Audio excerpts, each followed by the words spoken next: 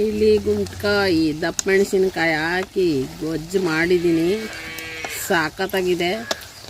ಅನ್ನನಾರು ಕಲ್ಸ್ಕೊ ತಿನ್ಬೋದು, ಹಂಗೆ ಸೈಡ್ಗಾರು ನೆಂಚ್ಕೊ ತಿನ್ಬೋದು. ನೋಡಿ ಎಷ್ಟು ಸೂಪರಾಗಿದೆ, ಎಷ್ಟು ಚೆನ್ನಾಗಿದೆ, ರೋಸ್ಟ್ ಆಗಿದೆ. ಇದು ಏನು ಇವು ಆಂಟಿ ಯಾವಾಗ ಬರೀ ಈಲಿ ಗುಂಟ್ಕಾಯಿನೇ ತೋರಿಸ್ತಾಳೆ ಅನ್ಕೋಬೇಡಿ, ತುಂಬ ಒಳ್ಳೆಯದು ಈಲಿ ಗುಂಟ್ಕಾಯಿ. ಈಗ ಅಲ್ಲಿಲ್ದಿರೋರು ಮಟನ್ ಅಗಿಕ್ಕಾಗಲ್ತು, ಏನು ಮಾಡಿರಿ ಅಂಥ ಟೈಮಲ್ಲಿ ಈಲಿ ತಂದ್ಬಿಟ್ಟು ಅಲ್ಲಿರೋರು ಗುಂಟ್ಕಾಯಿ ತಿನ್ಕೊಳ್ಳಿ, ಅಲ್ಲಿಲ್ದಿರೋರು ಈಲಿ ತಿನ್ಕೊಳ್ಳಿ. ಎಷ್ಟು ಚೆನ್ನಾಗಿರುತ್ತೆ. ರಸಮ್ಗೆ, ಮಸಪ್ಗೆ, ಸಾಂಬಾರ್ಗೆ, ಸೈಡ್ಗೆ ಇದು ಮಾಡಿಕೊಂಡ್ರೆ ಆಯ್ತಪ್ಪ. ಅದರಲ್ಲೇನಿದ್ದದು.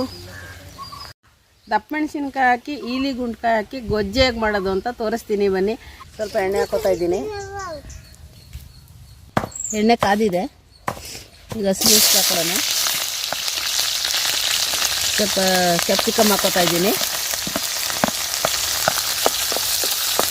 ಈಗ ಈರುಳ್ಳಿ ಹಾಕೋತಾ ಇದ್ದೀನಿ.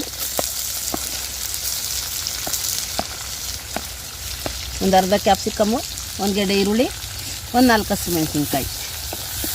ಇದು ಬೆಳ್ಳುಳ್ಳಿ. ಚೆನ್ನಾಗಿ ಎಣ್ಣೆಲಿ ಫ್ರೈ ಆಗಬೇಕಿದು. ಚೆನ್ನಾಗಿ ಬೇಯಲಿ, ಸ್ವಲ್ಪ ಎಣ್ಣೆಲಿ ಚೆನ್ನಾಗಿ ಬೇಯಲಿ. ಚೆನ್ನಾಗಿ ಫ್ರೈ ಆಗಿದೆ. ಕ್ಯಾಪ್ಸಿಕಮ್ ಹಾಕಿ ಈಲಿ ಗುಂಟ್ಕಾಯಿ ಹಾಕಿ ಮಾಡಿ ತೋರಿಸ್ತಾ ಇದ್ದೀನಿ. ಕ್ಯಾಪ್ಸಿಕಮ್ದು ಈಲಿ ಗುಂಟ್ಕಾಯಿ ಟೇಸ್ಟೇ ಬೇರೆ ಇರುತ್ತೆ. ಮೆಣಸಿನ ಪುಡಿ ಹಾಕಿ ಡ್ರೈ ಈಲಿ ಗುಂಟ್ಕಾಯ್ದು ಇದು ಸ್ವಲ್ಪ ಗ್ರೇವಿ ಥರ ಬರುತ್ತೆ. ಹಾಗೆ ಫ್ರೈಯೇ ಮಾಡಿ ತೋರಿಸ್ತೀನಿ, ನೋಡಿ ಎಷ್ಟು ಚೆನ್ನಾಗಿರುತ್ತೆ ಅಂತ. ಸ್ವಲ್ಪ ಶುಂಠಿ ಬೆಳ್ಳುಳ್ಳಿ ಪೇಸ್ಟ್ ಹಾಕೋತಾ ಇದ್ದೀನಿ.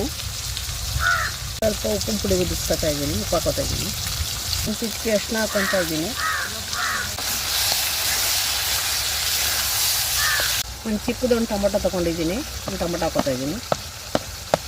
ಒಂದು ಅರ್ಧ ಸ್ಪೂನ್ ಖಾರದ ಪುಡಿ ಹಾಕೋತಾ ಇದ್ದೀನಿ. ಒಂದು ಸ್ಪೂನು ಗರಂ ಮಸಾಲ ಪೌಡ್ರ್ ಹಾಕೋತಾ ಇದ್ದೀನಿ. ಒಂದು ಅರ್ಧ ಸ್ಪೂನಷ್ಟು ಧನಿಯಾ ಪುಡಿ ಹಾಕೋತಾ ಇದ್ದೀನಿ. ಸ್ವಲ್ಪ ಲಾಸ್ಟಲ್ಲಿ ಮೆಣಸಿನ ಪುಡಿ ಉದಿಸ್ಕೊತಾ ಇದ್ದೀನಿ, ಸ್ವಲ್ಪ ಒಂದು ಅರ್ಧ ಸ್ಪೂನಷ್ಟು. ಜೊತೆಗೆ ಸ್ವಲ್ಪ ಕೊತ್ತಂಬರಿ ಸೊಪ್ಪು ಹಾಕ್ಕೊತಾ ಇದ್ದೀನಿ.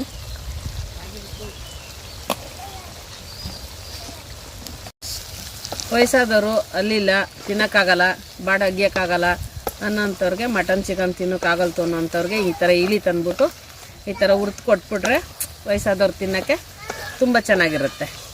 ನೋಡಿ ಎಷ್ಟು ಚೆನ್ನಾಗಿ ಕಾಣ್ತಾ ಇದೆ. ಇವಾಗ ರೆಡಿ ಇದೆ. ಬನ್ನಿ ಹಾಕ್ಕೊಂಡು ಎಲೆಗೆ ಹಾಕ್ಕೊಂಡು ಕುತ್ಕೊಂಡು ತಿನ್ನೋಣ. ನೀವು ಬಂದು ತಿನ್ನೋಕ್ಕಾಗಲ್ಲ ಬಿಡಿ, ನನ್ನ ಜೊತೆಲಿ ಮನೇಲಿ ಮಾಡಿ ಹಾಕ್ಕೊಂಡು ಮಾಡಿಬಿಟ್ಟು ಹಾಕ್ಕೊಂಡು ತಿಂದ್ಬಿಟ್ಟು ನನಗೆ ಹೇಳಿ ಕಮೆಂಟ್ ಮಾಡಿ. ಈಲಿ ಗುಂಟ್ಕಾಯಿ ಗೊಜ್ಜು ರೆಡಿ ಇದೆ. ಬನ್ನಿ ಸೈಡ್ಗೆ ಅನ್ನ ಸಾರು ಹಾಕ್ಕೊಂಡು ಸೈಡ್ ಸ್ವಲ್ಪ ಹಾಕ್ಕೊಂಡು ತಿನ್ನೋಣ. ಆದರೆ ನೀವು ಬರೋಕ್ಕಾಗಲ್ಲ ಅಲ್ಲ, ನಿಮ್ಮ ಮನೇಲಿ ಮಾಡ್ಕೊಂಡು ತಿಂದ್ಬಿಟ್ಟು ಕಮೆಂಟ್ ಮಾಡಿ ಆಂಟಿ ತುಂಬ ಚೆನ್ನಾಗಿದೆ ಅಂತ. ಇಲ್ಲ ಚೆನ್ನಾಗಿಲ್ಲ ಅಂದರೆ ಚೆನ್ನಾಗಿಲ್ಲ ಆಂಟಿ, ಇನ್ನೂ ಏನೇನೋ ಹಾಕಬೇಕಾಗಿತ್ತು ಅಂತ ಕಮೆಂಟ್ ಮಾಡಿ.